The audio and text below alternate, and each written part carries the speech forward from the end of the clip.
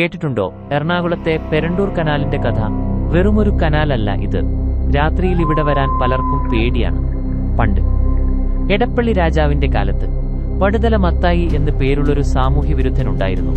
ഇവിടുത്തെ ഒരു കുലീന സ്ത്രീയെ ആക്രമിക്കാൻ ശ്രമിച്ച ദിൻരാജാവ് മത്തായിയെ ഈ കനാലിനടുത്തുള്ള കലുങ്കിനടുത്ത് വെച്ച് തൂക്കിലേറ്റി. പക്ഷേ അതോടെ തീർന്നില്ല മത്തായിയുടെ കഥ. അവന്റെ ദുരാത്മാവ് അന്നുമുതൽ ഇവിടെ അലഞ്ഞു നടക്കുന്നു എന്നാണ് വിശ്വാസം. രാത്രിയിൽ ഇവിടെ ഒറ്റയ്ക്ക് യാത്ര ചെയ്യുന്നവർക്ക് വിചിത്രമായ അനുഭവങ്ങൾ ഉണ്ടാകാറുണ്ടെന്ന് പഴമക്കാർ പറയും. ചില മത്സ്യത്തൊഴിലാളികൾ മത്തായിയുടെ ആത്മാവിനെ പ്രീതിപ്പെടുത്താൻ കനാലിൽ ബീഡി ഒഴുക്കി വിടുന്ന പതിവുണ്ടായിരുന്നത്രേ. ഞാനെന്റെ കൂട്ടുകാരുമായി രാത്രി ഇവിടെ വന്നിട്ടുണ്ട്. ചിലപ്പോൾ ഒരു തണുത്ത കാറ്റ്, ആരുമില്ലാത്തപ്പോൾ ഒരു നിഴൽ, ഒരുതരം ഭയം. സത്യമെന്താണെന്ന് ആർക്കും അറിയില്ല. പക്ഷേ ഈ കനാലിനു ചുറ്റും ഒരുതരം നിഗൂഢത എപ്പോഴുമുണ്ട്. അടുത്ത തവണ രാത്രിയിൽ ഈ വഴി പോകുമ്പോൾ നിങ്ങൾ ശ്രദ്ധിക്കില്ലേ? ഒരു നിഴൽ, ഒരു ശബ്ദം. ഒരുപക്ഷെ മത്തായി ആയിരിക്കാം. നിങ്ങളുടെ അനുഭവങ്ങൾ കമന്റ് ചെയ്യുക.